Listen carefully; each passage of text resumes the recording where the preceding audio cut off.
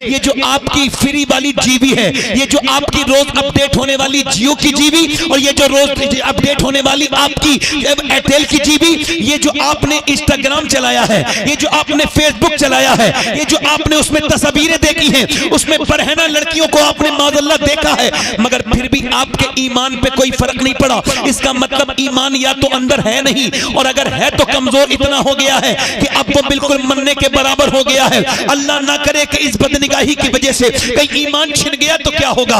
बताओ, मैं यही पूछने चाहता हूँ, मुसलमानों की हालत तो देखो, इन लड़कों की, नौजवानों की तन्हाइयां बर्बाद हैं। कितने बैठे हैं यहाँ पर, इनके कोई ऐसा इल्ला माशाअल्लाह मोबाइल होगा जिनके मोबाइलों में गंदी तस्वीरें न हो। यहूदियों ने कहा था, ऐ सलाहुद्दीन अय्यूबी, हम तुमसे जंग की आप जंग जो लड़ेंगे वो तलवार वाली नहीं लड़ेंगे, या फिर किरदार वाली जंग लड़ेंगे।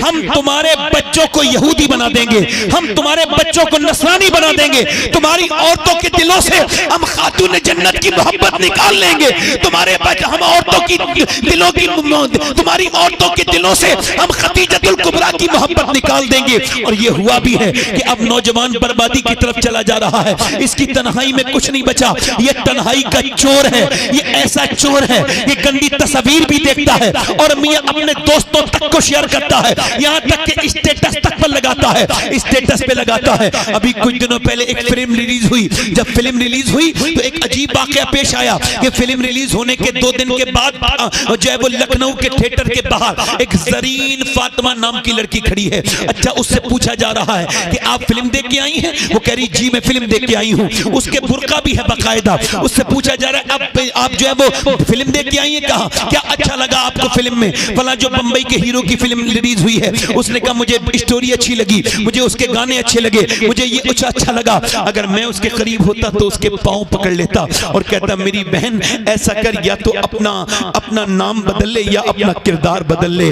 तू फातिमा नाम रख के थिएटर के बाहर खड़ी है, तुझे नबी की बेटी के नाम की भी परवाह नहीं हुई। काश मेरी बेटी इस बात को समझती और काश मेरे बच्चे समझते। इकबाल कहता है बुत शिकन उठ गए, बाकी जो रहे बुतगर हैं, उम्मती बाई से रुसवा ये पैगंबर हैं। आज तक किसी गैर मुस्लिम ने ना कुरान को समझा ना हदीस को समझा, वो सिर्फ मुसलमान को समझता है। अगर नेक मुसलमान दोस्त मिल जाए तो कहता है इस्लाम नेकों का मजहब है, और अगर बुरा मुसलमान मिल जाए तो कहता है इस्लाम बुरों का मजहब है। नाम मोहम्मद दानिश है, नाम मोहम्मद अरहान है, नाम मोहम्मद जैद है, नाम मोहम्मद तुफैल है, नाम मोहम्मद अली है, नाम मोहम्मद हुसैन है, नाम जो है वो हसन है, और मियां स्टेटस गंदे लगे हुए हैं। शर्म आनी चाहिए। कोई तेरे स्टेटस देखेगा तो क्या करेगा? अपनी बेटी के स्टेटस, अपनी बहन के स्टेटस कि मेरी बेटी नाच रही है, शर्म नहीं आती लोगों को? कैसे जाहिल हो गए हैं। अरे हमसे अच्छे तो पहले जमाने के भिखारी थे कि जमा मस्जिद में बैठ के एक शख्स भीख मांग रहा था, वो मुसलमान था, अंग्रेज उधर से गुजरा, उसने भीख मांगी, अंग्रेज ने कुछ दे दिया, मगर अंग्रेज का हालत इसी हालत में धोखे से पर्स गिर गया।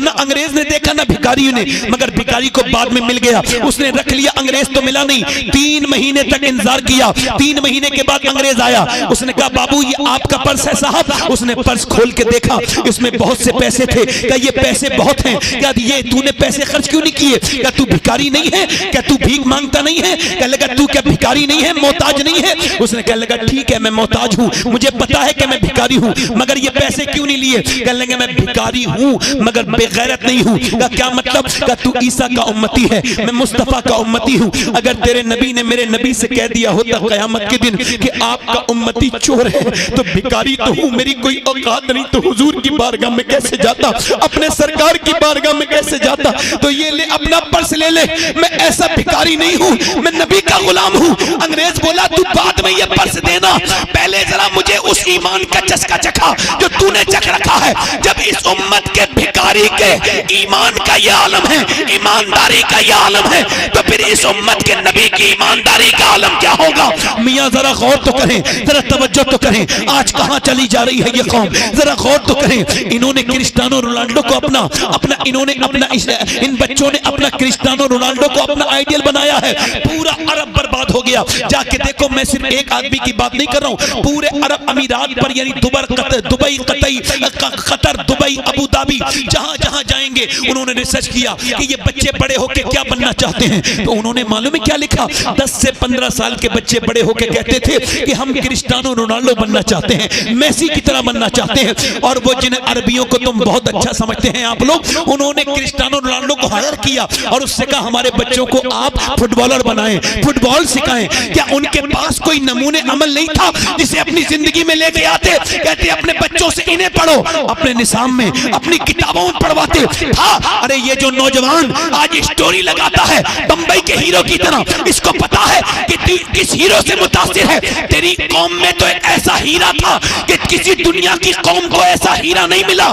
चाहे किसी से पूछ ले, वो 10 साल रहा था मदीने में, 10 साल, और 10 साल में उसके कपड़ों पे 17 पैमत थे। पैमत तो 17 लगे थे, मगर उसने एक करवट ली तो कैसर को बर्बाद कर दिया, दूसरी करवट ली तो किसरा को बर्बाद कर दिया। और सुनो, उसने 10 साल के अंदर 1060 शहर फतह किए, यानी एक दिन में वो 3 दिन में एक शहर को फतह करता था। उसने 10 साल के अंदर 4000 मसाजिद तामीर करवाई, यानी एक दिन में वो 3 मस्जिदें तामीर कराता था।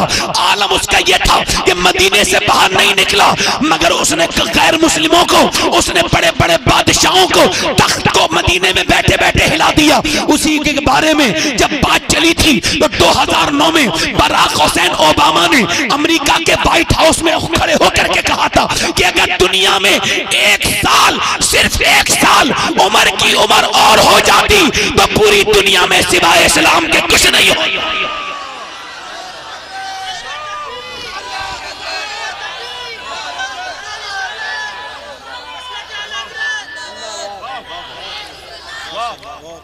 पूरी दुनिया क्लेम करती है कि मैं आशिक हूं, और हुजूर ने अपनी ज़बान मुबारक से इरशाद फरमाया कि उवैस करनी मेरा आशिक है। अब पहली मुलाकात है और हज का मौसम है, अरफात का मैदान है। पहली मुलाकात है, हजरत उमर से कहा गया है, हजरत अली को और हजरत उमर को हुक्म है कि जाओ उवैस से दुआ करवाना। अब ये मुलाकात पहली है, मौला अली बैठे हैं, वो नमाज पढ़ रहे हैं। उन्होंने जैसे सलाम फेरा है तो हजरत अली ने पूछा भाई आपका नाम क्या है? तो उन्होंने पलट के जवाब दिया अल्लाह का बंदा। तो उवैस करनी से मौला अली बोले, इरशाद फरमाया कि भाई अल्लाह के तो सारे ही बंदे हैं, माँ बाप ने कोई नाम तो रखा होगा ना। तो उवैस करनी पलट के जब चेहरा दिखाया तो पूरा चेहरा आंसुओं से भीगा हुआ था और बहुत ज्यादा रोते थे और कहते थे ए अली, अगर मुझे अल्लाह बख्श देना तो मेरा नाम उवैस करनी है, और अगर मैं ना बख्शा जाऊं तो फिर बता मेरा क्या नाम है। आज नाम के झगड़े नहीं, कुछ नहीं। जिसको अपनी बख्शिश के बारे में कन्फर्म हो तो तकब्बुर करे, वाकई में बख्शा जाएगा। बाकी किसी को हक नहीं पहुंचता कि वो तकब्बुर करे, है ना? हाँ, कितने लोग ऐसे हैं जो ईमान पर पैदा होते हैं मगर ईमान पे मरते नहीं।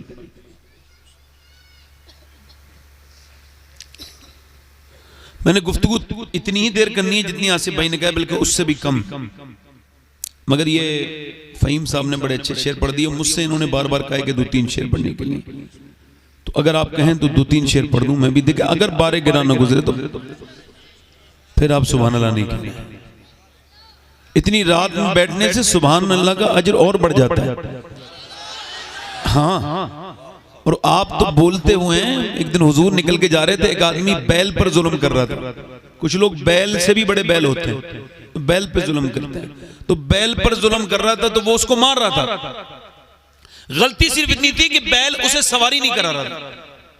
मगर हुजूर को जब जाते बैल ने देखा ना, तो चूंकि रहमत आलम है ना, और आलम में तो बैल भी आता है ना, तो जब उसने हुजूर को देखा तो अल्लाह ने उसे जबान दे दी, और वो भी इंसान वाली।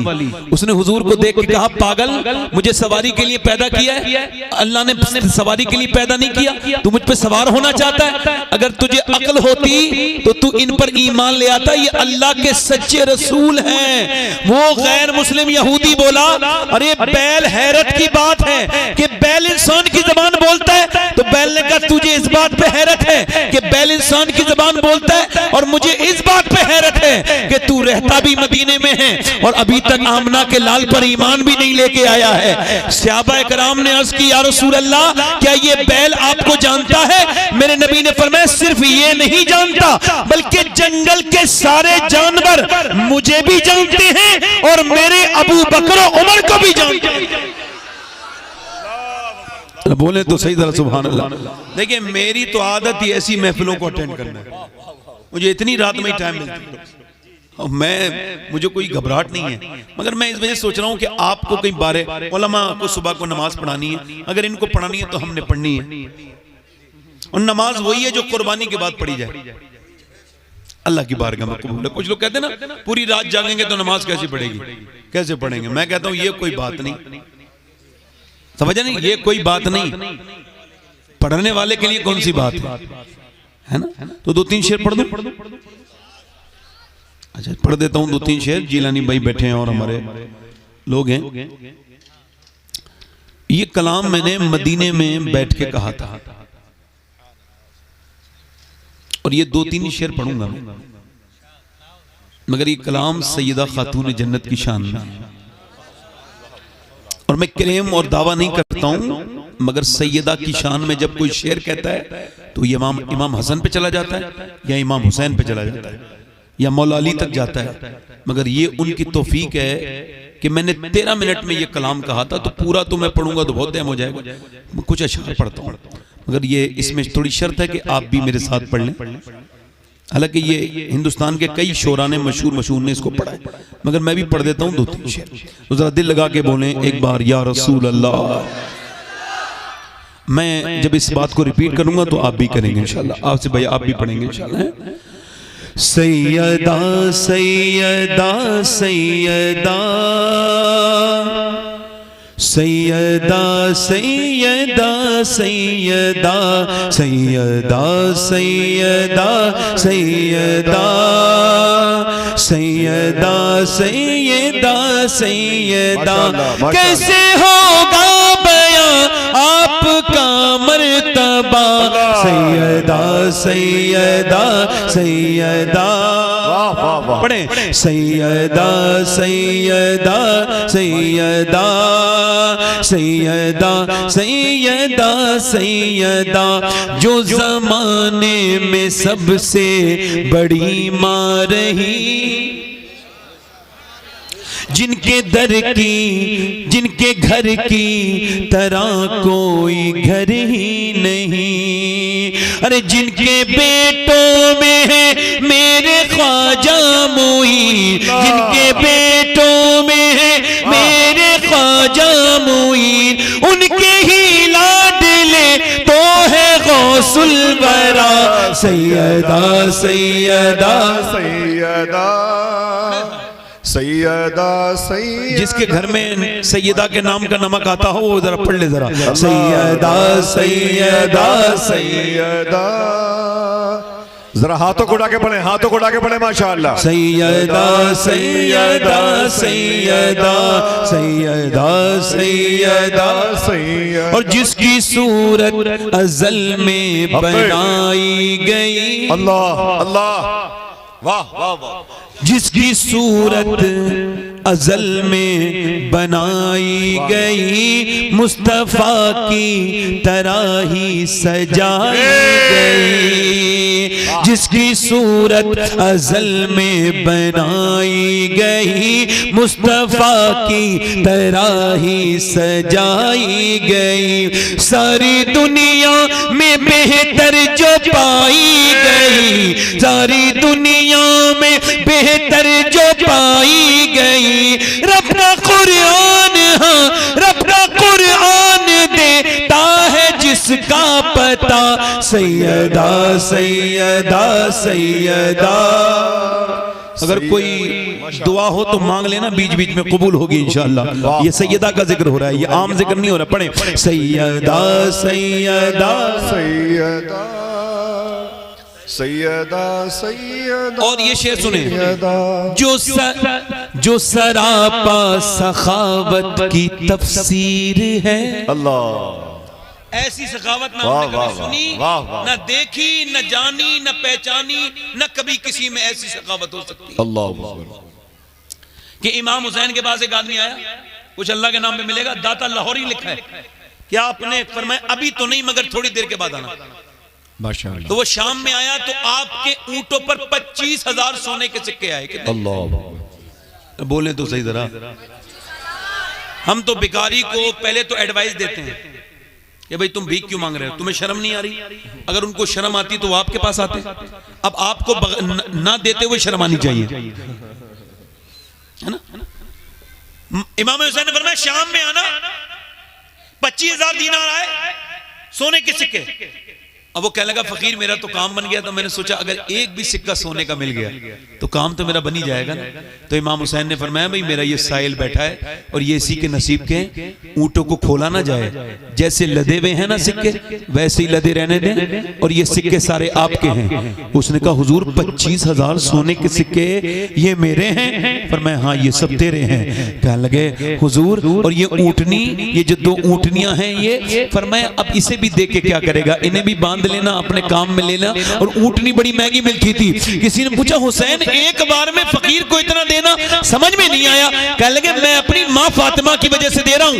क्या मतलब? मेरी अम्मी ने कहा था हुसैन अगर तेरे दरवाजे पे कोई मांगे और फिर कहीं और भी जाके मांगे तो फिर क्या तूने दिया?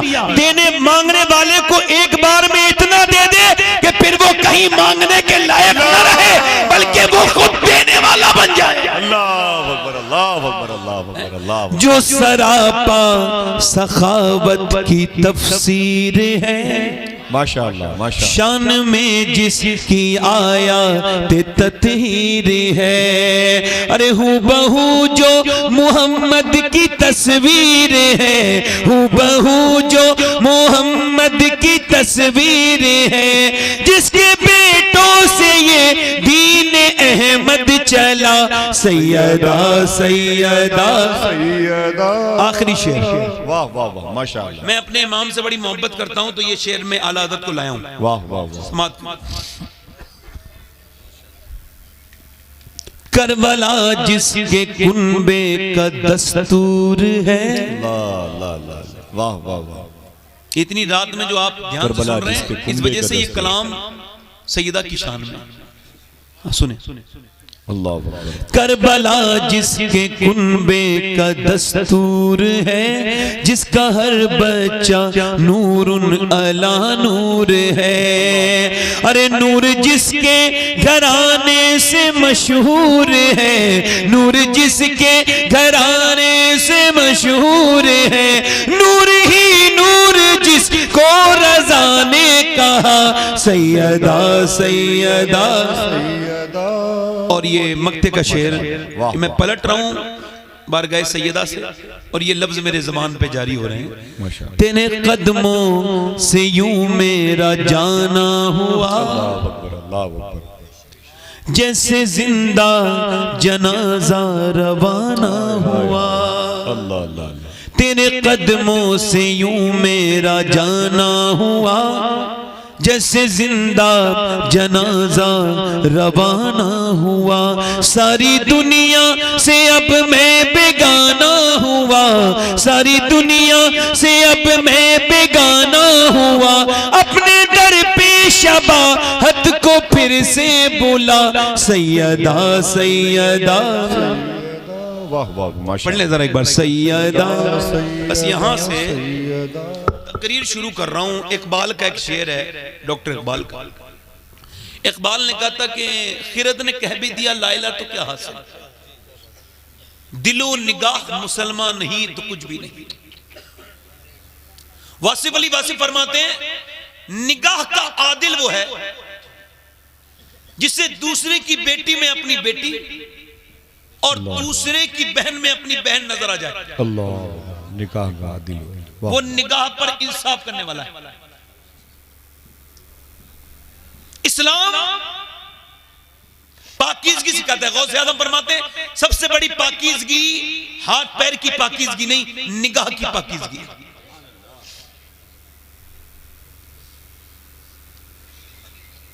एक बड़े बुजुर्ग जो मौला अली के खलीफा भी हैं और मुरीद भी हैं और शागिर्द भी है। जरा बोले सुभान अल्लाह। माशाअल्लाह। यानी इतना क्लोज रिलेशन मौला अली से कि वो खलीफा भी हैं, मुरीद भी हैं, शागिर्द भी हैं, और इसके अलावा उन्होंने अम्मी उम्मे सलमा का दूध भी पिया है, यानी हुजूर की बीबी का उन्होंने दूध भी पिया है। उनका एक मुरीद जो हाफिज भी है, कारी भी है, और वो खुद बयान करते हैं इमाम हसन बसरी कि मेरा एक मुरीद जो सबसे बेहतरीन हाफिज और सबसे बेहतरीन कारी था, वो बसरा में उससे बेहतरीन हाफिज और कारी कोई नहीं था। फरमाते हैं वो एक दिन मेरे पास आके रोने लगा, कहने लगा हुजूर मैं बर्बाद हो गया, मैं कहीं का नहीं बचा, मैं मुझ पे लानत बरस गई अल्लाह की। मैंने पूछा क्या हुआ? कहने लगा हुजूर बर्बाद हो गया, कुछ दुआ कर दे। मैंने कहा बता तो भाई, घबराया हुआ क्यों है, तेरे ये होश इतने खराब क्यों हैं? कहने लगे हुजूर कल से कुरान का एक लफ्ज भी याद नहीं रहा, मेरे दिल से एक एक लफ्ज कुरान का निकल चुका है। कब मुझे बता हुआ क्या था? कहने लगे हुजूर ये हुआ कि कल मैं निकल के जा रहा था दोपहर के वक्त में, एक लड़की पे मेरी बुरी नजर पड़ी, मैंने उसका पीछा किया, उसने पलट के मुझसे कहा तुझको शर्म नहीं आती? एक तरफ तू कहता है तू हाफिज कुरान है और दूसरी तरफ तू मुझे बुरी नजर डालता है, तुझे इसकी भी हया नहीं आती? तेरे सीने में अल्लाह का कुरान है। कहता है उसके ये लफ्ज पूरे नहीं निकले थे कि मेरे सीने से में बीरानी फैल गई, और उसके ये जो आपकी फ्री वाली जीबी है, ये जो आपकी रोज अपडेट होने वाली जियो की जीबी, और ये जो रोज अपडेट होने वाली आपकी एयरटेल की जीबी, ये जो आपने इंस्टाग्राम चलाया है, ये जो आपने फेसबुक चलाया है, ये जो आपने उसमें तस्वीरें देखी हैं, उसमें बरहना लड़कियों को आपने माज़अल्लाह देखा है, मगर फिर भी आपके ईमान पे कोई फर्क नहीं पड़ा। इसका मतलब ईमान या तो अंदर है नहीं, और अगर है तो कमजोर इतना हो गया है कि अब वो बिल्कुल मरने के बराबर हो गया है। अल्लाह ना करे कि इस बदनिगाही की वजह से कहीं ईमान छिन गया तो क्या होगा? बताओ, मैं यही पूछने चाहता हूं। मुसलमानों की हालत तो देखो, इन लड़कों की, नौजवानों की तन्हाइयां बर्बाद हैं। कितने बैठे हैं यहाँ पर, इनके कोई ऐसा इल्ला माशाअल्लाह मोबाइल होगा जिनके मोबाइलों में गंदी तस्वीरें न हो। यहूदियों ने कहा था ऐ सलाहुद्दीन अय्यूबी, हम तुमसे जंग की आप जंग जो लड़ेंगे वो तलवार वाली नहीं लड़ेंगे, या फिर किरदार वाली जंग लड़ेंगे। हम तुम्हारे बच्चों को यहूदी बना देंगे, हम तुम्हारे बच्चों को नसरानी बना देंगे, तुम्हारी औरतों के दिलों से हम खातून जन्नत की मोहब्बत निकाल लेंगे, तुम्हारे हम औरतों की दिलों की, तुम्हारी औरतों के दिलों से हम खदीजतुल कुबरा की मोहब्बत निकाल देंगे। और ये हुआ भी है कि अब नौजवान बर्बादी की तरफ चला जा रहा है। इसकी तन्हाई में कुछ नहीं बचा। ये तन्हाई का चोर है, ये ऐसा चोर है, ये गंदी तस्वीर भी देखता है और मियां अपने दोस्तों तक को शेयर करता है, यहाँ तक कि स्टेटस तक पर लगाता है, स्टेटस पे लगाता है। अभी कुछ दिनों पहले एक फिल्म रिलीज हुई, जब फिल्म रिलीज हुई तो एक अजीब वाकया पेश आया कि फिल्म रिलीज होने के 2 दिन के बाद जो है वो लखनऊ के थिएटर के बाहर एक जरीन फातिमा नाम की लड़की खड़ी है। अच्छा, उससे पूछा जा रहा है कि आप फिल्म देख के आई हैं? वो कह रही जी मैं फिल्म देख के आई हूँ। उसके बुर्का भी है बाकायदा। उससे पूछा जा रहा है आप जो है वो फिल्म देख के आई हैं, कहा क्या अच्छा लगा आपको फिल्म में? फला जो बंबई के हीरो की फिल्म रिलीज हुई है, उसने कहा मुझे स्टोरी अच्छी लगी, मुझे उसके गाने अच्छे लगे, मुझे ये कुछ अच्छा लगा। अगर मैं उसके करीब होता तो उसके पांव पकड़ लेता और कहता मेरी बहन ऐसा कर, या तो अपना नाम बदल ले या अपना किरदार बदल ले। तू फातिमा नाम रख के थिएटर के बाहर खड़ी है, तुझे नबी की बेटी के नाम की भी परवाह नहीं हुई। काश मेरी बेटी इस बात को समझती और काश मेरे बच्चे समझते। इकबाल कहता है बुत शिकन उठ गए, बाकी जो रहे बुतगर हैं, उम्मती 22 से रुसवा ये पैगंबर हैं। आज तक किसी गैर मुस्लिम ने ना कुरान को समझा ना हदीस को समझा, वो सिर्फ मुसलमान को समझता है। अगर नेक मुसलमान दोस्त मिल जाए तो कहता है इस्लाम नेकों का मजहब है, और अगर बुरा मुसलमान मिल जाए तो कहता है इस्लाम बुरों का मजहब है। नाम मोहम्मद दानिश है, नाम मोहम्मद अरहान है, नाम मोहम्मद जैद है, नाम मोहम्मद तुफैल है, नाम मोहम्मद अली है, नाम मोहम्मद हुसैन है, नाम जो है वो हसन है, और मियां स्टेटस गंदे लगे हुए हैं। शर्म आनी चाहिए। कोई तेरे स्टेटस देखेगा तो क्या करेगा? अपनी बेटी के स्टेटस, अपनी बहन के स्टेटस कि मेरी बेटी नाच रही है, शर्म शर्म नहीं आती लोगों को, कैसे जाहिल हो गए हैं। अरे हमसे अच्छे तो पहले जमाने के भिखारी थे कि जमा मस्जिद में बैठ के एक शख्स भीख मांग रहा था, वो मुसलमान था, अंग्रेज उधर से गुजरा, उसने भीख मांगी, अंग्रेज ने कुछ दे दिया, मगर अंग्रेज का हालत इसी हालत में धोखे से पर्स गिर गया। ना अंग्रेज ने देखा ना भिखारी ने, मगर भिखारी को बाद में मिल गया, उसने रख लिया, अंग्रेज तो मिला नहीं। 3 महीने तक इंतजार किया, 3 महीने के बाद अंग्रेज आया, उसने कहा बाबू ये आपका पर्स है साहब। उसने पर्स खोल के देखा, इसमें बहुत से पैसे थे। क्या ये पैसे बहुत हैं? क्या ये तूने पैसे खर्च क्यों नहीं किए? क्या तू भिखारी नहीं है? क्या तू भीख मांगता नहीं है? क्या लगा तू क्या भिखारी नहीं है, मोहताज नहीं है? उसने कहा लगा ठीक है मैं मोहताज हूँ, मुझे पता है कि मैं भिखारी हूँ, मगर ये पैसे क्यों नहीं लिए? कहने लगे मैं भिखारी हूँ मगर बेगैरत नहीं हूँ। क्या मतलब? क्या तू ईसा का उम्मती है, मैं मुस्तफा का उम्मती हूँ। अगर तेरे नबी ने मेरे नबी से कह दिया होता क़यामत के दिन कि आपका उम्मती चोर है तो भिखारी तो हूँ, मेरी कोई औकात नहीं, तो हुजूर की बारगाह में कैसे जाता, अपने सरकार की बारगाह में कैसे जाता? तो ये ले अपना पर्स ले ले, मैं ऐसा भिखारी नहीं हूँ, मैं नबी का गुलाम हूँ। अंग्रेज बोला तू बाद में ये पर्स देना, पहले जरा मुझे उस ईमान का चस्का चखा जो तूने चख रखा है। जब इस उम्मत के भिखारी के ईमान का ये आलम है, ईमानदारी का ये आलम है, तो फिर इस उम्मत के नबी की ईमानदारी का आलम क्या होगा? मियाँ जरा गौर तो करें, जरा तवज्जो तो करें, आज कहाँ चली जा रही है ये कौम, जरा गौर तो करें। इन्होंने क्रिस्टियानो रोनाल्डो को अपना इन बच्चों ने अपना क्रिस्टियानो रोनाल्डो को अपना आइडियल बनाया है। पूरा अरब बर्बाद हो गया, जाके देखो, मैं सिर्फ एक आदमी की बात नहीं कर रहा हूँ, पूरे अरब अमीरात पर यानी कतर, दुबई, अबू धाबी, जहां जहां जाएंगे उन्होंने रिसर्च किया कि ये बच्चे बड़े होके क्या बनना चाहते हैं। तो उन्होंने मालूम है क्या लिखा? 10 से 15 साल के बच्चे बड़े होके कहते थे कि हम क्रिस्टियानो रोनाल्डो बनना चाहते हैं, मेसी की तरह बनना चाहते हैं। और वो जिन अरबियों को तुम बहुत अच्छा समझते हैं आप लोग, उन्होंने क्रिस्टियानो रोनाल्डो को हायर किया और उससे कहा हमारे बच्चों को आप फुटबॉलर बनाएं, फुटबॉल सिखाएं। क्या उनके पास कोई नमूने अमल नहीं था जिसे अपनी जिंदगी में लेके आते? कहते अपने बच्चों से इन्हें पढ़ो, अपने निसाब में अपनी किताबों में पढ़वाते था। अरे ये जो नौजवान आज स्टोरी लगाता है बंबई के हीरो की तरह, इसको पता है कि किस हीरो से मुतासिर है। तेरी कौम में तो एक ऐसा हीरा था कि किसी दुनिया की कौम को ऐसा हीरा नहीं मिला। चाहे किसी से पूछ ले, वो 10 साल रहा था मदीने में, 10 साल, और 10 साल में उसके कपड़ों पे 17 पैमत थे, पैमत तो 17 लगे थे, मगर उसने एक करवट ली तो कैसर को बर्बाद कर दिया, दूसरी करवट ली तो किसरा को बर्बाद कर दिया। और सुनो, उसने 10 साल के अंदर 1060 शहर फतह किए, यानी एक दिन में वो 3 दिन में एक शहर को फतह करता था। उसने 10 साल के अंदर 4000 मसाजिद तामीर करवाई, यानी एक दिन में वो 3 मस्जिदें तामीर कराता था। आलम उसका यह था कि मदीने से बाहर नहीं निकला, मगर उसने गैर मुस्लिमों को, उसने बड़े बड़े बादशाहों को तख्त को मदीने में बैठे बैठे हिला दिया। उसी के बारे में जब बात चली थी तो 2009 में बराक हुसैन ओबामा ने अमेरिका के व्हाइट हाउस में खड़े होकर के कहा था कि अगर दुनिया में 1 साल, सिर्फ 1 साल उम्र की उम्र और हो जाती तो पूरी दुनिया में सिवाय इस्लाम के कुछ नहीं हो।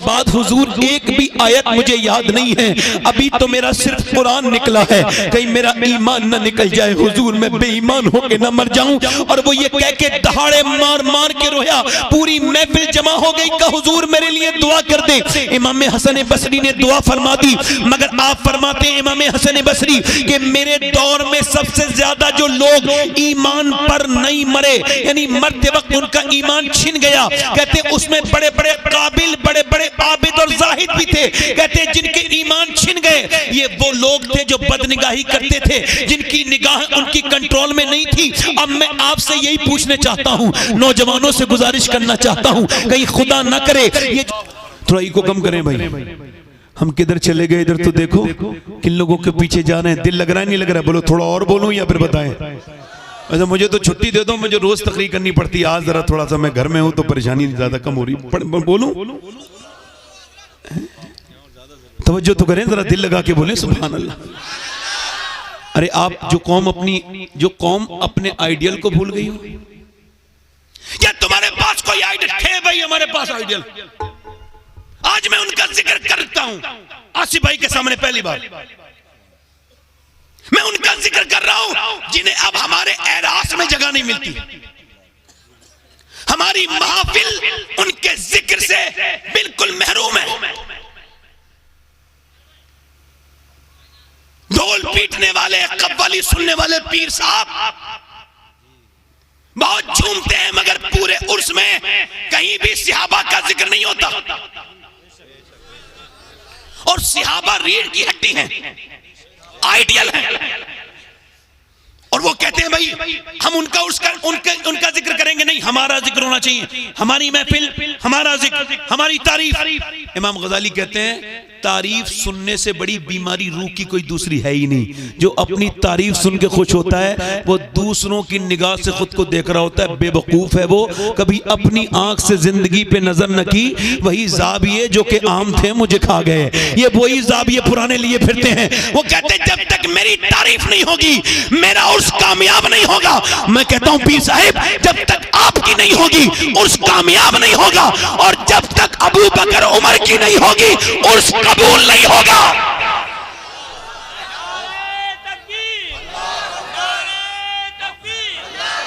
और हम जब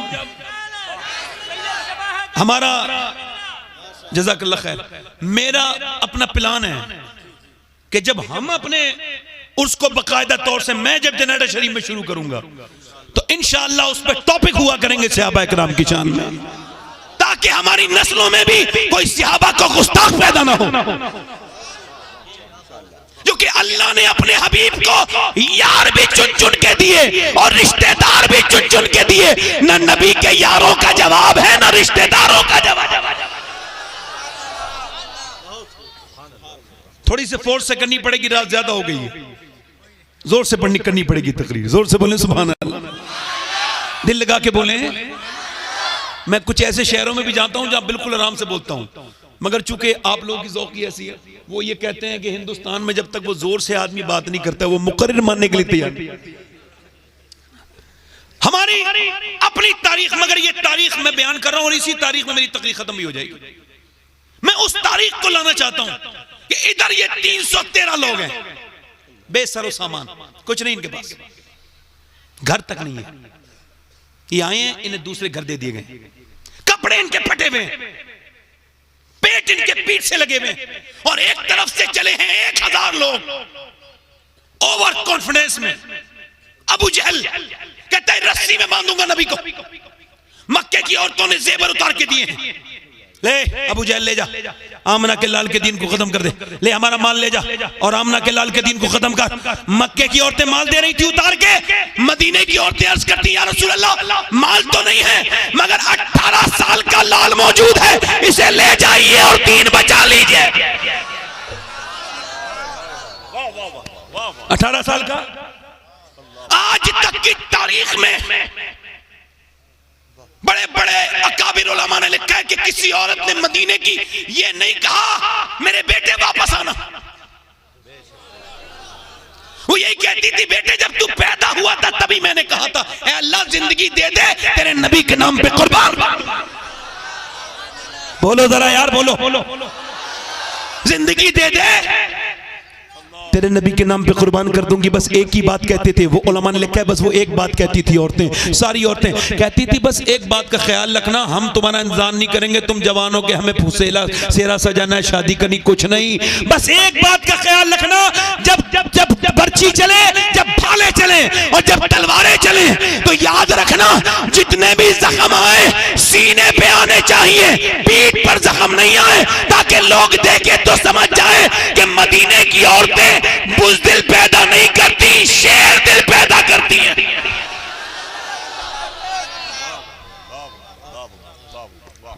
मदीने की औरतों ने, मेरे नबी ने फरमाया इधर देखो तवज्जो करो, ये बद्र क्या है? ये बद्र अल्लाह की आयत है। अल्लाह ने बद्र को अपनी निशानी कहा, कुरान में कहा गया, इरशाद फरमाया आज भी बद्र के मैदान में ये बड़े बड़े अल्फाज के साथ अल्लाह की ये आयत कोड है जली लफ्जों में, वलक़द नसरकुमुल्लाहु बिबद्रिन व अंतुम अज़िल्ला।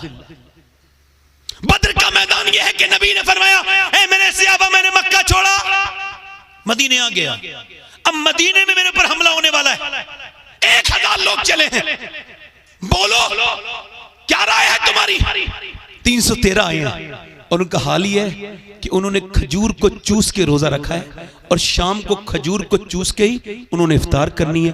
वो ऐसे आशिक आके खड़े हो गए, अर्ज करते हैं या रसूलल्लाह हम चलने के लिए तैयार हैं।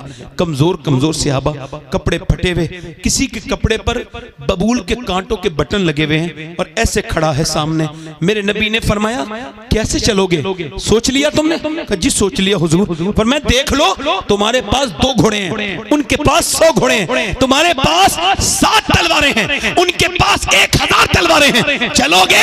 तो सहाबा आगे बढ़ के कहते हैं या रसूल अल्लाह, कोई मूसा की उम्मत थोड़ी है जो भाग जाएगी, उम्मत मुस्तफा की है, जान दे देंगे या रसूल अल्लाह। क्या बात है, जान दे देंगे या रसूल अल्लाह। आपकी एक निगाह की बात है मेरे आका, हम तो आप पर कुर्बान होने के लिए हैं। मेरे इमाम ने कहा था हुस्न यूसुफ पे कटी मिस्र में अंगुश्ते जनान, सर कटाते हैं तेरे नाम पे मर्दाने अरब।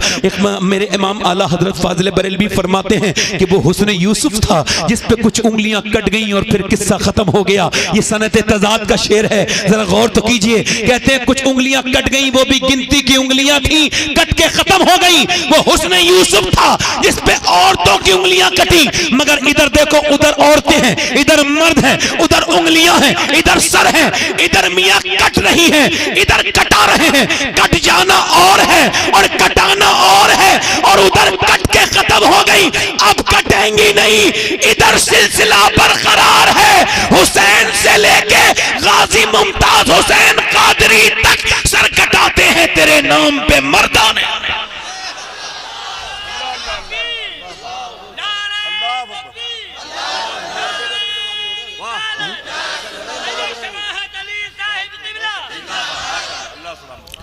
मेरे नबी ने फरमाया चलो मेरे सहाबा, अच्छा ऐसे कलंदर भी देखे हैं, हाथों में तलवार नहीं ले चलने के लिए तैयार हो गए। हुजूर ने फरमाया लड़ोगे कैसे? का हुजूर जैसा आप इरशाद फरमाया ठीक है। फरमाया खजूर की डंडियां दे दो, ये खजूर की डंडी तुम्हारी, ये खजूर की डंडी तुम्हारी, ये खजूर की डंडी तुम्हारी। अब खजूर की डंडी लुजगुन और वो कहां वो ताकतवर तलवार, मगर वो हाथ में लेके कोई होपलेस नहीं हुए, नाउम्मीद नहीं हुए, बल्कि उसको वो हवा में लहराने लगे।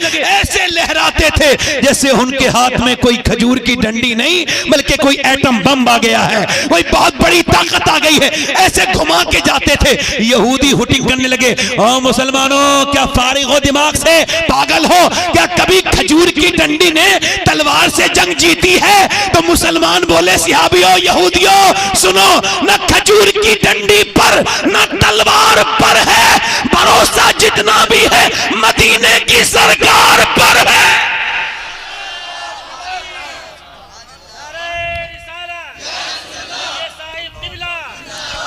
चल दिए हैं दीवाने मियाँ, बिल्कुल पेटों में खाना नहीं है, मगर बद्र के मैदान में पहुंच गए। एक तरफ ये दीवाने हुजूर के खड़े हैं। अब 313 ये जब खड़े हुए, अब वो फौज, उसने पूरी रात तो शराब पी है, पूरी रात उसने डांस देखा है, उसने औरतें उसके पास हैं, उसने काट काट के ऊंट और बकरे भून भून के खाए, और ये बेचारे खजूर की गुठलियां चूस के इन्होंने रोजे रखे हैं, और वही गुठलियां अभी जेब में पड़ी हैं, उनको चूस के फिर रोजा खत्म कर देना है। मगर ऐसे खड़े हैं, कपड़े फटे हुए हैं। अल्लाह अकबर, जरा गौर तो करें।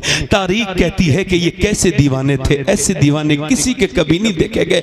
जब इनकी हुटिंग हुई, उन्होंने कहा, उन्होंने बत्तियां कसी, टॉन कसे और फिक्रे कसे। कहने लगे कुफारे मक्का, ओ मुसलमानों हो, हमसे लड़ने आए हो, तुम्हें ऐसे मसलेंगे जैसे हम मक्खी और मच्छर को मसलते हैं लोग। हम तुम्हें मसल के रख देंगे, तुम्हें किसी हम छोड़ेंगे नहीं किसी लायक तुम्हें। अल्लाह अकबर। और सुनो मुसलमानों, गौर करो, जब वो ये सब कहते थे अल्लाह अकबर, तो मेरे नबी ने सर सजदे में रखा था। ये चीज आप भूल गए। मैं आपको यही बताने आया था कि सजदे की अहमियत की तरफ देखें, कि जब हुजूर ने देखा वो टौन कस रहे हैं और मेरे गुलाम कमजोर हैं, तो हुजूर ने सर सजदे में रख दिया, मेरे आका ने सर सजदे में रख दिया। अब आप परेशान हो जाते हैं तो आप मुझे तलाश करते हैं, उन्हें तलाश करते हैं, इसे तलाश करते हैं। आपको हुजूर ने अकेला नहीं छोड़ा था, सजदा दिया था। अगर बेटी की शादी नहीं हो रही तो क्यों किसी के पास जा रहे हो? अपने घर में मुसल्ला बिछाओ, मेरा दामन आज भी पकड़ लेना, कयामत के दिन भी पकड़ लेना, बल्कि मुझे तुम बीच चौराहे पे खड़े होकर झूठा कह देना।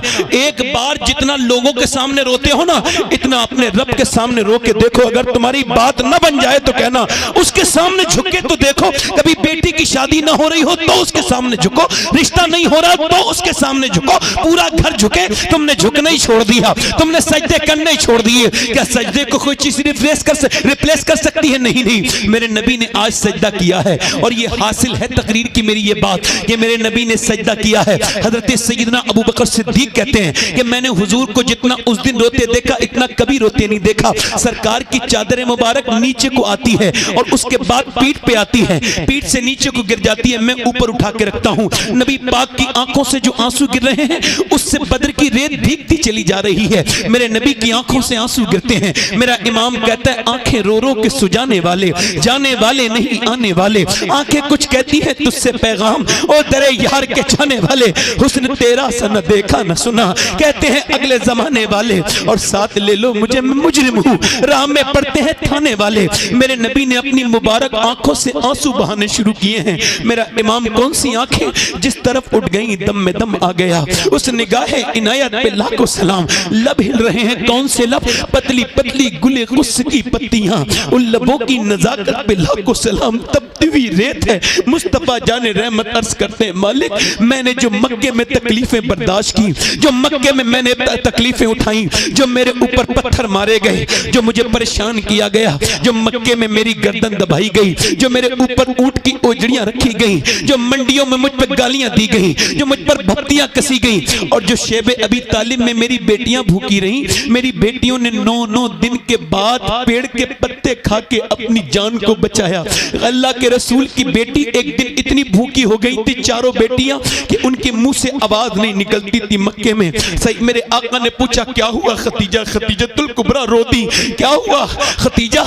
अल्लाह के रसूल, अपना गम बर्दाश्त है, मगर आपकी चारों बेटियां इतनी भूखी हैं, उनकी आवाज नहीं निकलती है। किसी ने फिर ला करके हुजूर को नजराने में पेड़ के पत्ते दिए। नबी ने वो पेड़ के पत्ते अपनी बेटियों, दौलत बढ़ जाए, थोड़ा सा वो आ जाए, ये सब तो है ना, तो बड़ा लोगों को मसला हो जाता है कि भाई मैं इधर नहीं जाऊंगा और ये 4 लोग इधर आने चाहिए। ऐसे लोगों की जिंदगी बड़ी मुश्किल है। अब कोई जूते पहनाने वाला हो तो भाईजान जाएंगे, अब है ही नहीं तो बैठे रहेंगे। हजरत उमर फारूक आजम सुबह उठते फजर में, क्या दुनिया में ऐसे माओ ने बेटे जने थे? नहीं नहीं, ऐसे माओ ने बेटे फिर कभी नहीं जने।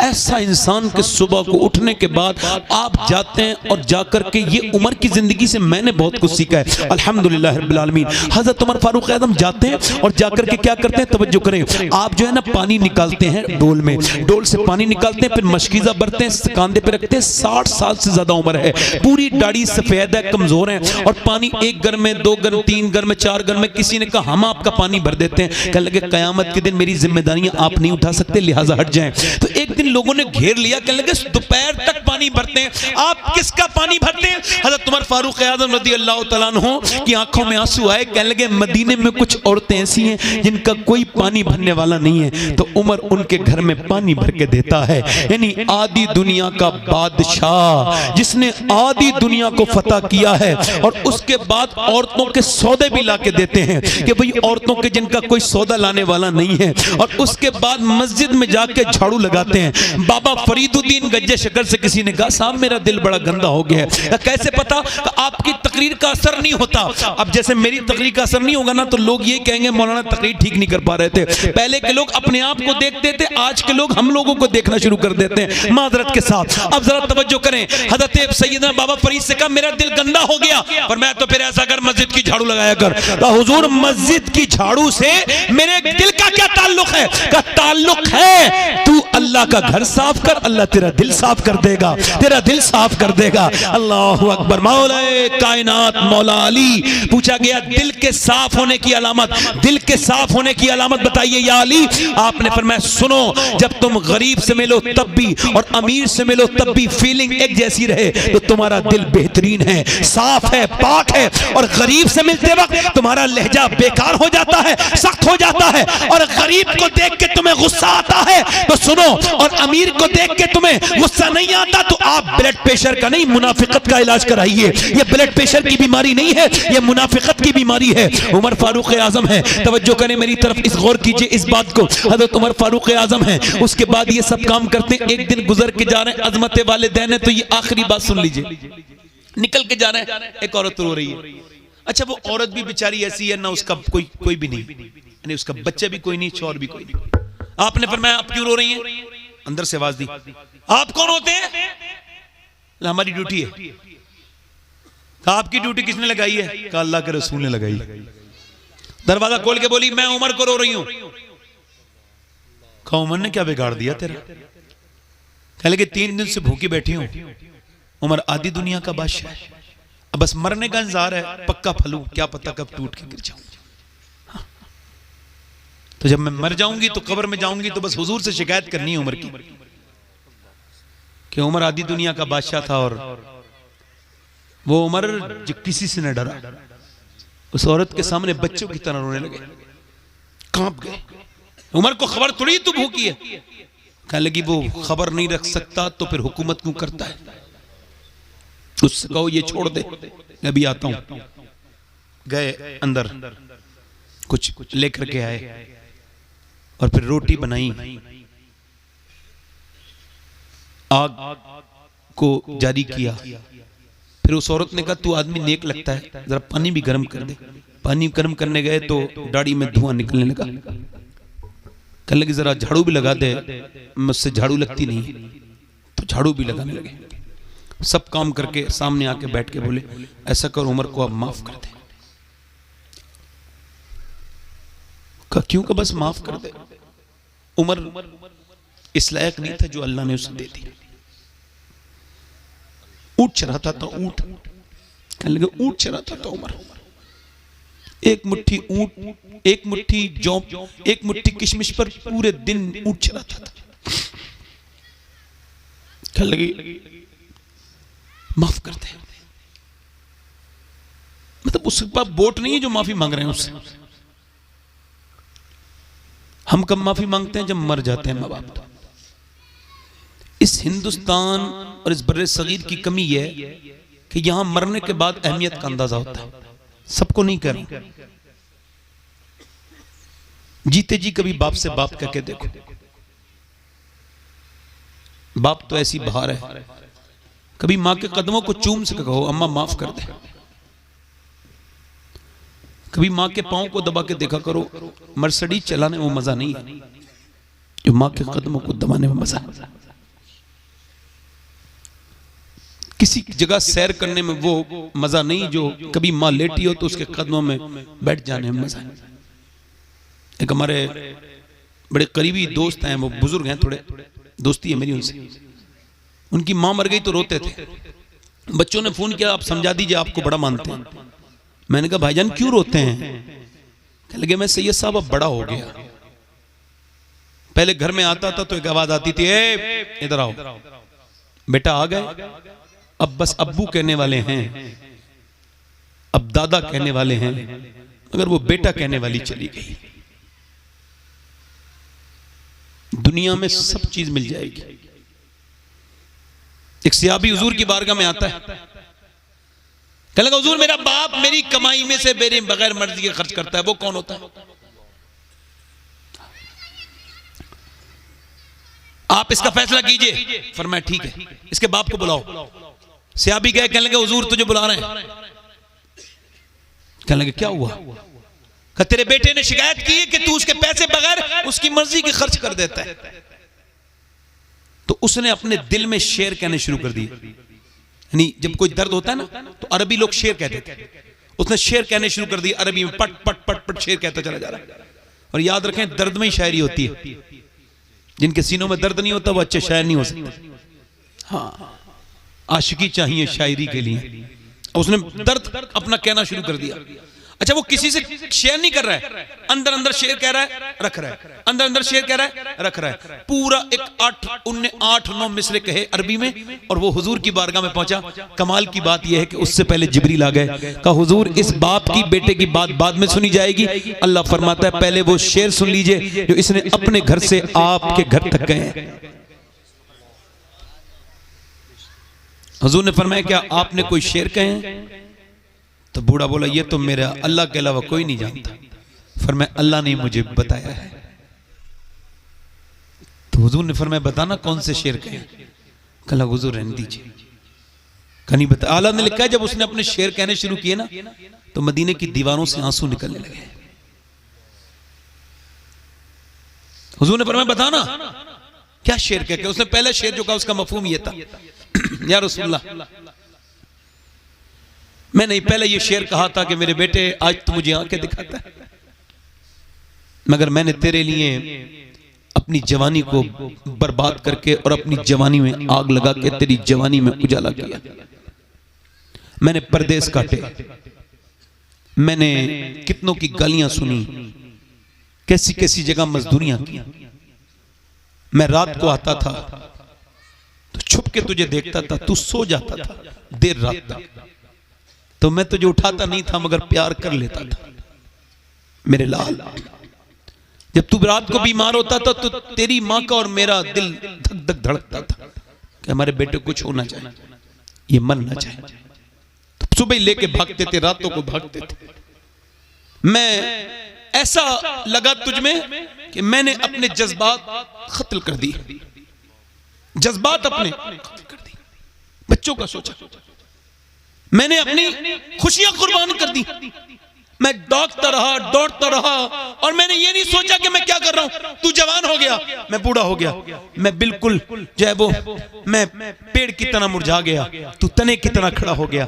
मगर जब तू बड़ा हुआ ना बेटे तो मेरे दिल में ख्याल था तू मेरी बुढ़ापे की लाठी बनेगा, मगर तूने मुझे बहुत बुरा सबक, तूने मुझे बहुत बुरा अजर दिया। आज तू मुझे गुलामों की तरह बुलाता है। या रसूलल्लाह मेरा दिल फटने को आता है इसकी ये बात सुन करके। या रसूलल्लाह मैं आपसे पूछता हूँ, मैं इसका बाप हूँ, पूरी जवानी लगा के इसके साथ ये किया है, तो क्या मैं इसके माल का मालिक नहीं?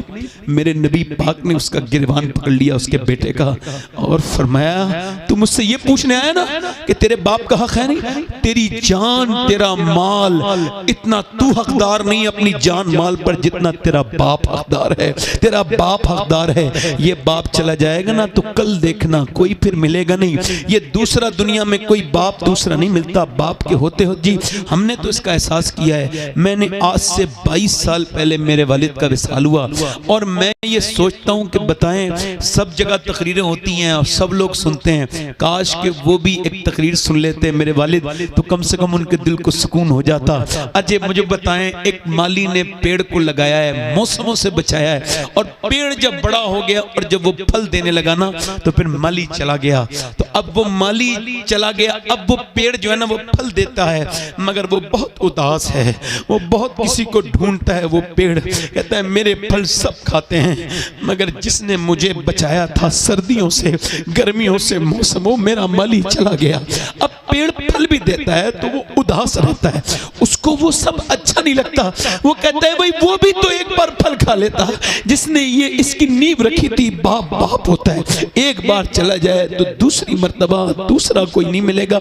ये माँ बाप अल्लाह की नेमतों में से बड़ी नेमत है, इनकी कदर करें। और उमर की आखिरी बात बयान करके अपनी तकरीर को फुल्ली स्टॉप कर रहा हूं कि उमर के कपड़ों में 17 पैमत थे और लोगों ने शिकायत कर दी और अम्मी आयशा के पास जाकर के अम्मी आयशा आप उमर से कह दें, लोग उसका मजाक उड़ाते हैं, आधी दुनिया का बादशाह है और उसके कपड़ों पे 17 पैमत लगे हुए। अम्मा आयशा ने बुलाया, ओए उमर आप ये बताएं अगर अल्लाह पैसे दे तो कपड़े पहनने को बुरा बात तो नहीं? कहा नहीं। कहा तो फिर एक जोड़ी कपड़े बना ले, गैर मुस्लिम आते हैं यहूदी नसरानी तेरे कपड़ों की मजाक उड़ाते हैं, लोगों को अच्छा नहीं लगता। अम्मी आयशा से कहने लगे उसका नाम बताएं जो आपके पास आया था, उससे पूछूंगा मेरी जाती जिंदगी में उसने दखल क्यों दी, क्यों मेरे दिल को दुखाया। और आप ना कहें मेरी माँ, आप जो कहेंगी उमर वो पहन लेगा मगर ये कपड़े ना उतरवाएं। कहा क्यों? कहा ना ये कपड़े ना उतरवाएं। कहा क्यों ना उतरवाऊं? कहा बस ये कपड़े पहमद वाले पहने रहने दे, ये कपड़े जब पहनता हूं तो मुझे अपने दोस्त अबू बकर याद आते हैं, मुझे अपने सरकार याद आते हैं, मैं अपने नबी को अभी भूला नहीं। पहले बता हफ्सा, उनकी बेटी थी, हुजूर की बीबी थी, उनसे कहने लगे अपनी बेटी से बता हफ्सा तू बता, कभी नबी गर्म तक के बिस्तर पे सोए हैं? कहा नहीं। कभी नबी ने 2 सालन खाए हैं? कहा नहीं। कहा उमर ने भी कभी नहीं खाए, कभी उमर भी नहीं सोया। मुझे हुजूर आज भी याद है, कहते हैं उमर मैंने हुजूर को गुठलियां चूस के पानी पीते हुए देखा है। अम्मा आयशा फरमाती जब बहुत ज्यादा भूख बढ़ती थी ना तो पेट से पत्थर जब आता था बनने के लिए, हुजूर जब पेट पे पत्थर बांधते थे ना, तो जरा इस संजीदा बात को सुन लेना, जब पत्थर बांधते थे ना तो ऐसे हाथ उठा लेते थे और कहते थे अल्लाह मेरी उम्मत कभी भूखी ना मरे, मेरी उम्मत कभी भूखी ना मरे। यानी तुम जो आप बैठे हो ना, आप हुजूर की दुआओं में शामिल हो। आज समझो या मरने के बाद समझो, आप कोई आम लोग नहीं हो। याद रखना तुम्हारे लिए नबी पाक ने दुआएं मांगी हैं, और वो भी इतनी कि कोई किसी को इतना नहीं चाह सकता।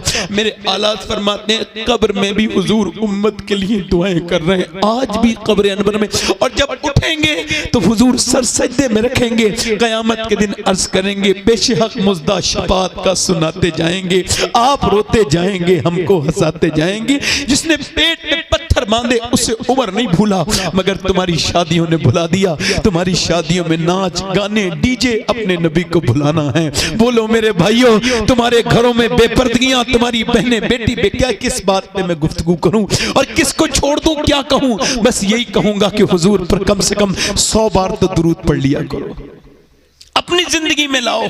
जिंदगी ये सभी के लिए नहीं है, ताजु शरिया फरमाते जिंदगी ये नहीं है सभी के लिए, जिंदगी है नबी की, नबी के लिए। इस अच्छा मुझे बताओ नौजवानों, आखिरी बात कर रहा हूं, कब्र में गए ठीक है और हुजूर आएंगे, कौन आएंगे बोलो? अच्छा तो उन आंखों से हुजूर को देख लेंगे जिनसे गंदी फिल्म देखी थी? ये सवाल है। मौत ने कभी किसी से ओटीपी फील नहीं करवाई। हाँ। मौला अली से पूछा गया कि हजरत आदम अलैहिस्सलाम से वो खता क्यों हो गई थी, वो जो खता इज्तिहादी है कैसे हो गई? मौला अली फरमाते हैं कि वो जब आदम जन्नत में थे ना अलैहिस्सलाम, तो कहते हैं मौत उनके ऐसे करके सामने रहती थी, अल्लाह की मशीयत थी। वो मौत एक दिन पीछे को चली गई पीट के, और जिंदगी की उम्मीद सामने आ गई और वो खता हो गई। यानी जिंदगी की उम्मीद गुनाह कराती है आदम की औलाद से। आज हाजी साहब का विसाल हुआ है, कल हम लोग मर जाएंगे। ज़ौक़ ने कहा था दुनिया ने किसका राह फना में दिया है साथ, तुम भी चले चलो जब तक चली चले। मैंने 17 साल के लड़के को जब अपने हाथों से दफन किया था ना, तो गुस्ल भी दे रहा था मैं, तो उसके जो सर था उसमें मेरी उंगली चली गई और वो पोस्टमार्टम हो गया था, तो वो उसमें मेरी उंगली में खून निकल गया, मैं रोने लगा। एक साहब बोले सैयद साहब क्या तकलीफ हो रही? मैं कहा नहीं, पोस्टमार्टम जो क्या है। और मैं मुनाफिक नहीं, मुसलमान हूँ, इत्तेफाक ये है। हुजूर फरमाते हैं कि जब मुसलमान जब हाथ पकड़ता है ना गस्साल मुर्दे का, कहता जरा नरमी कर, जरा आराम से, तेरे उठाने से बड़ी तकलीफ होती है। नहीं वो कपड़े उतारता है उसको तकलीफ होती है, और वो जो पूरी जिस्म उतार देता है, फाड़ के फेंक देता है शराब पी के, उस वक्त कितनी तकलीफ होती होगी। जब वो मुर्दा घर में जब वो चीरते हैं पोस्टमार्टम वाले, किसी पोस्टमार्टम जिनके हुए उन्हें पता नहीं था हम मरेंगे तो पोस्टमार्टम होगा, मगर सोचे तो ऊपर से लेकर मैंने एक पोस्टमार्टम देखा था, तब से अब तक कोई मुझे ज्यादा दिलचस्पी रही नहीं चीजों में, और बहुत ज्यादा मैं सब कुछ समझता कुछ नहीं। यहाँ से फाड़ दिया, सूजे से सिया है, अल्लाह की बारगाह में दुआ है, ऐ अल्लाह दिन रात सफर में रहता हूँ, बस पोस्टमार्टम वाली मौत से बचा लेना, बचा लेना। मौत सख्त है, मौत बहुत सख्त है, देगों में उबालने से भी ज्यादा सख्त है। हाँ, अपने रब से तौबा कर लो। हाँ, मौला अली ने कब्रिस्तान के बराबर में घर बनाया था, कहते हैं कि मुर्दों के पास बैठता हूं तो अल्लाह की याद दिलाते हैं, दुनिया वालों की तरह नहीं है जो गीबत की महफिलें कर्म करें। मुर्दों के पास बैठो जिंदा हो जाओगे भाइयों, तौबा कर लो। नौजवानों एक आखिरी रिवायत यह है कि किफल नाम का लड़का था, हर रात नई लड़की के साथ बदकारी करता था, और बदकारी एक ऐसी चीज है, ये मुकाफाती अमल है, जो करता है उसके तरफ पलटती है, ये बदकारी। और हुजूर फरमाते हैं जिसने गैर औरत को हाथ लगाया है उसने ऐसा किया जैसे जहन्नम के अंगारे को हाथ लगा दिया। फरमाते हैं हुजूर सूअर से जिस्म का लगना इतना बुरा नहीं जितना गैर औरत से जिस्म का लगना बुरा है। एक हदीस फरमाते हैं, हदीस कुदसी, अल्लाह फरमाता है महबूब मैं अगर जानी को माफ भी कर दूं ना और जन्नत भी दे दूं तो जन्नत में अपना दीदान नहीं करूंगा। यानी जो जिना करेगा उसे अल्लाह अपना दीदान नहीं करेगा, इतना नाराज है। हाँ। कितनी बेहयाई है ये। हुजूर फरमाते किफल नाम का लड़का रोज नई लड़की बुलाता था। एक रात एक लड़की आई तो रोने लगी, एक बिस्तर पे बैठी, इसने उसके हाथ लगाना चाहा तो वो कांप गई। मैंने कहा मेरी रात खराब कर रही है, पैसे नहीं मिले तुझे? कहा पैसे तो मिले हैं मगर सब कुछ पैसे नहीं होते, तू क्या जाने, मेरा बाप मर गया, बहन भाई भूखे हैं और उनकी भूख की वजह से जिस्म बेचने आई हूं। कहा फिर डर किससे रही? अल्लाह से, मेरा मालिक मुझे माफ कर दे। और फिर वो फूट के रोई, मालिक देख तू गवाह रहना, आज गुनाह भी कर रही हूं तो मजबूरी में, छोटे छोटे बहन भाई भूखे, मुझे माफ कर देना। हुजूर फरमाते हैं ऐसी फूट के रोई उसके आंसुओं से दिल उसका धुल गया किफल का। वो रोया और बोला जा मैंने तुझे अपनी बहन बनाया, ये पैसे ले जा, तूने मेरी आंख खोल दी।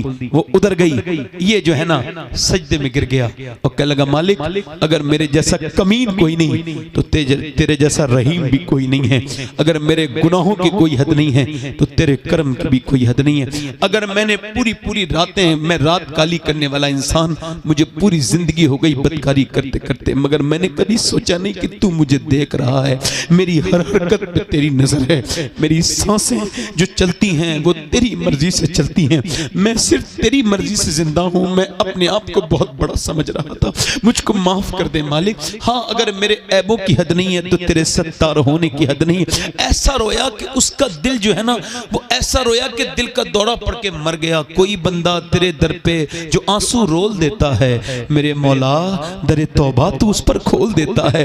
वो तो मर गया, सुबह को जनाजा उठाने वाला नहीं मिलता था, दोपहर हो गई, इसका जनाजा कौन उठाएगा? बदकार है, बेहया है, इसका जनाजा कौन उठाएगा? कोई नहीं उठाता था। अल्लाह ने फरिश्तों को भेजा, इसके दरवाजे पे बड़े बड़े लफ्जों में लिखे गए हैं इन्नल्लाह कद गफर अल किफले। ये जो किफल है ना इसको अल्लाह ने बख्श दिया है। क्यों बख्श दिया है? क्योंकि ये अल्लाह को अल्लाह मान चुका था। इसने 2 आंसू बहा दिए थे उसके सामने। वो यही तो कहता है मेरे बंदे कितने भी गुनाह कर, जमीन आसमान से ज्यादा तेरे गुनाह हो जाएं, फिर भी बस इतने आंसू कि तेरी आंख से गिरा आंसू तेरे गाल तक आ जाए, मैं सारे माफ कर दूंगा, सारे माफ कर दूंगा। यही गुजारिश है। इस महफिल में 1 मिनट के लिए बताएं, बैठ जाएं। मैं किसी से कुछ जबरदस्ती नहीं करता हूं मगर फिर भी मेरा उसूल है तो जब तकरीर की है तो ये भी कहूंगा। कितने लोग ऐसे हैं जो हुजूर के नाम पे गर्दन कटा सकते हैं? नीचे हाथ कर लें, एक दूसरे की तरफ ना देखें और मुस्कुराएं ना। गर्दन कटाने वाले तो कुछ भी कर सकते हैं ना। तो कितने लोग ऐसे हैं जो आज से गर्दन भी कटा देंगे और आज से हुजूर के नाम पे पूरी दाढ़ी भी रखा लेंगे। इसमें ये सोचता हूं कि बताएं, सब जगह तकरीरें होती हैं और सब लोग सुनते हैं, काश कि वो भी एक तकरीर सुन लेते मेरे वालिद तो कम से कम उनके दिल को सुकून हो जाता। अजय मुझे बताएं, एक माली ने पेड़ को लगाया है, मौसमों से बचाया है और पेड़ जब बड़ा हो गया और जब वो फल देने लगा ना तो फिर माली चला गया। तो अब वो माली चला गया, अब वो पेड़ जो है ना वो फल देता है मगर वो बहुत उदास है, वो बहुत किसी को ढूंढता है। वो पेड़ कहता है मेरे फल सब खाते हैं मगर जिसने मुझे बचाया था सर्दियों से, गर्मियों से, मौसमों, मेरा माली चला गया। अब पेड़ फल भी देता है तो वो उदास रहता है, उसको वो सब अच्छा नहीं लगता। वो कहता है भाई वो भी तो एक बार फल खा लेता, जिसने ये इसकी नींव रखी थी। बाप बाप होता है, एक बार चला जाए तो दूसरी मर्तबा दूसरा कोई नहीं मिलेगा। ये माँ बाप अल्लाह की नेमतों में से बड़ी नेमत है, इनकी कदर करें। और उमर की आखिरी बात बयान करके अपनी तकरीर को फुल्ली स्टॉप कर रहा हूं कि उमर के कपड़ों में 17 पैमत थे और लोगों ने शिकायत कर दी और अम्मी आयशा के पास जाकर के, अम्मी आयशा आप उमर से कह दें, लोग उसका मजाक उड़ाते हैं, आधी दुनिया का बादशाह है और उसके कपड़ों पे 17 पैमत लगे हुए। अम्मा आयशा ने बुलाया, ओए उमर आप ये बताएं अगर अल्लाह पैसे दे तो कपड़े पहनने को बुरा बात तो नहीं? कहा नहीं। कहा तो फिर एक जोड़ी कपड़े बना ले, गैर मुस्लिम आते हैं, यहूदी नसरानी तेरे कपड़ों की मजाक उड़ाते हैं, लोगों को अच्छा नहीं लगता। अम्मी आयशा से कहने लगे उसका नाम बताएं जो आपके पास आया था, उससे पूछूंगा मेरी जाती जिंदगी में उसने दखल क्यों दी, क्यों मेरे दिल को दुखाया।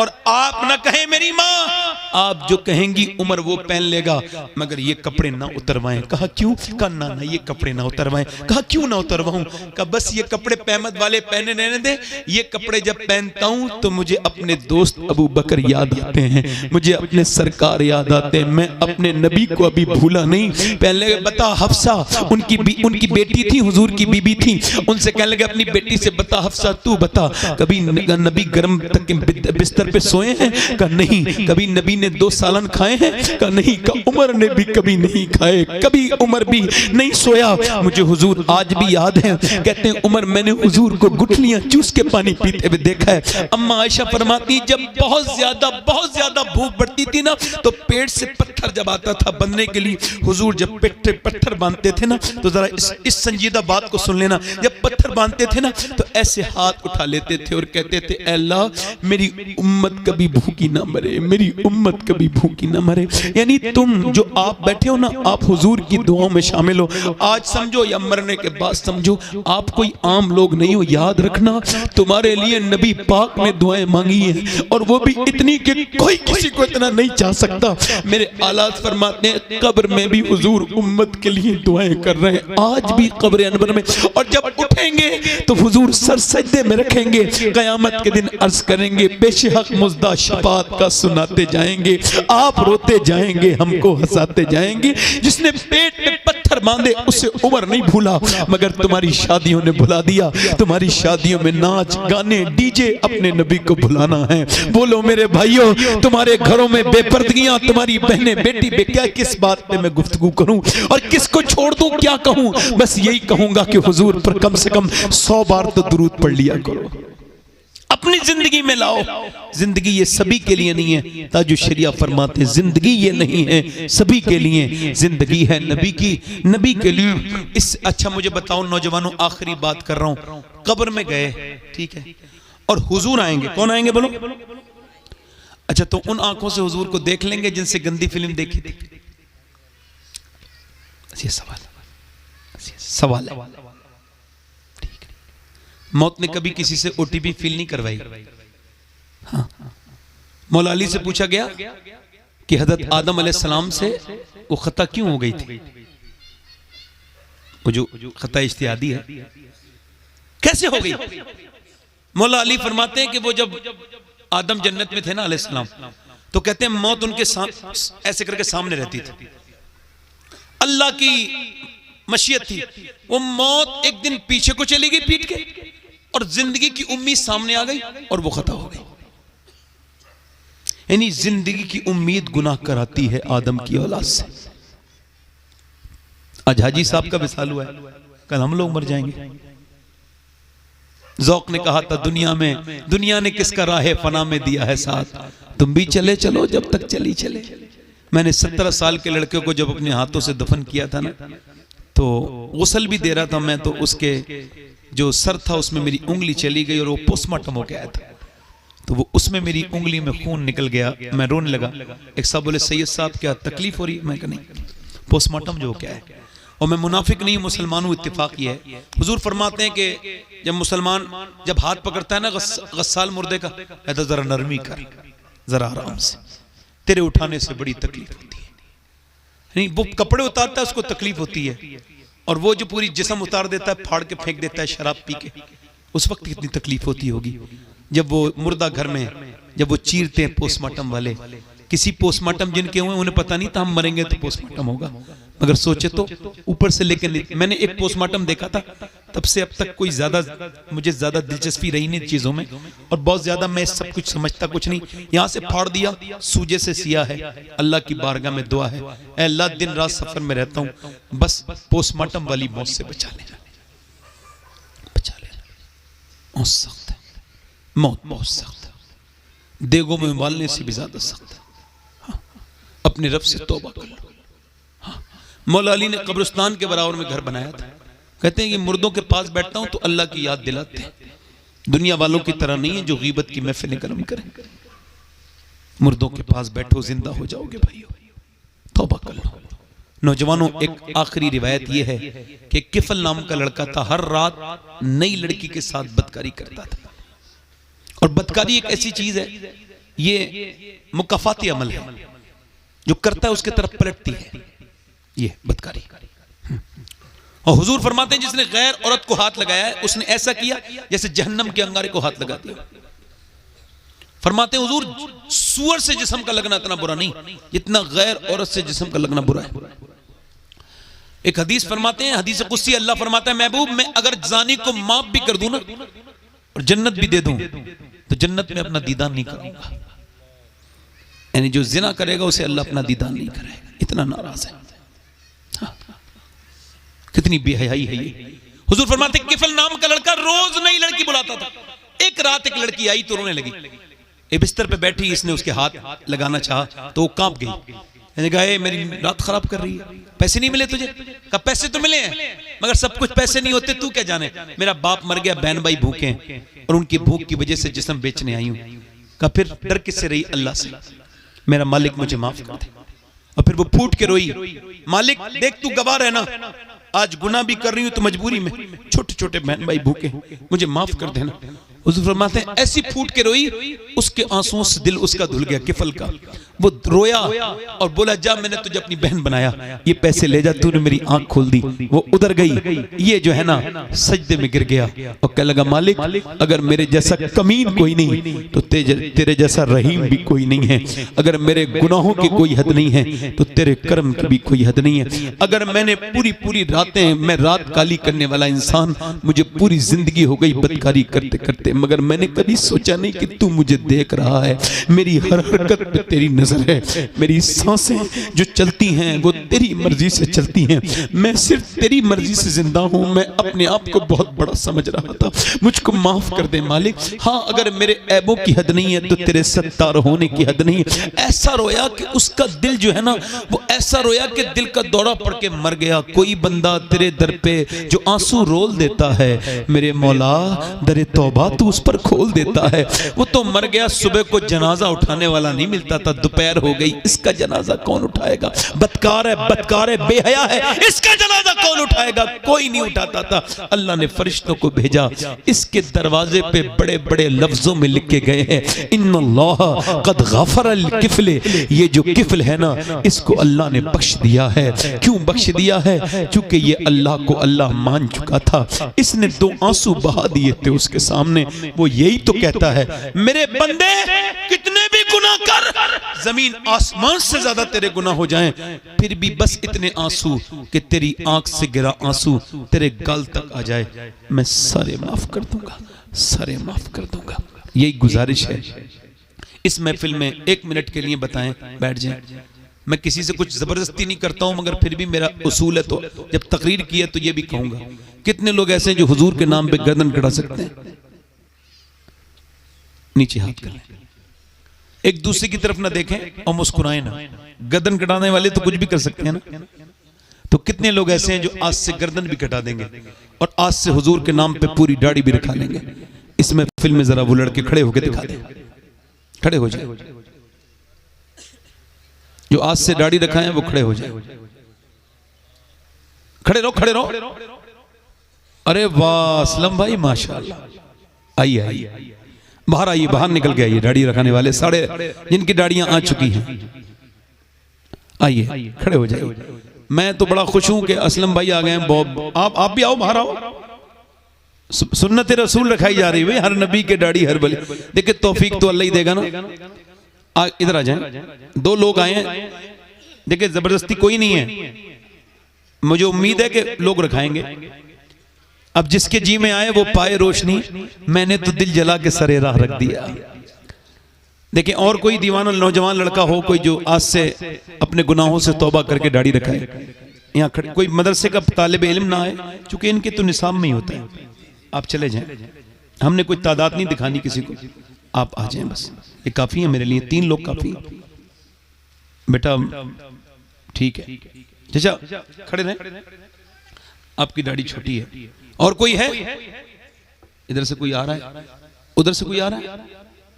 चले कोई बात नहीं, मैं तो खुद नजरें चुरा रहा हूं, चूंकि मेरा ये वर्क है और मैं रोज इसे करता हूं माजरत के साथ। कोई और आशिक रसूल है इधर? कोई है और?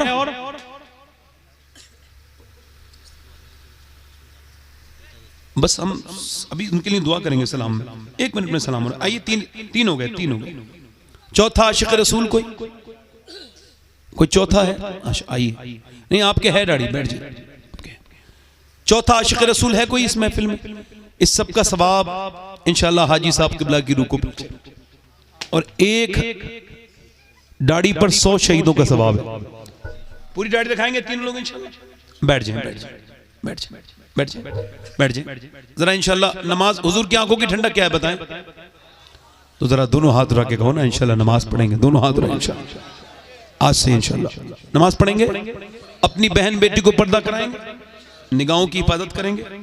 देखिए मैंने आपका बहुत वक्त ले लिया, माफ़ी के साथ, मादरत के साथ, और कोई गलती हो गई है तो माफ़ कीजिएगा। कोई मेरी बात बुरी लगी हो तो मुझे दे जाइए वापस, मैं माफ़ी चाहता हूँ आपसे। कोई अच्छी लगी हो तो अपनी ज़िंदगी में रख लीजिए। बस अपनी निगाहों को पाकीज़ा कीजिए, तन्हाइयाँ पाक कीजिए। मौत जब आएगी तो तन्हा कर जाएगी, इस वजह से तन्हाई पाक कीजिए। अल्लाह आप सबको सलामत रखे, बाकरामत रखे। अस्तगफिरुल्लाह रब्बी मिन कुल्लि ज़ंबिन व अतूबु इलैह। पढ़िए ला इलाहा इल्लल्लाह मुहम्मदुर रसूलुल्लाह वस्साबिक़ून अस्साबिक़ून उलाइकल मुक़र्रबून। सदक़ल्लाहुल अज़ीम। सलातो सलाम।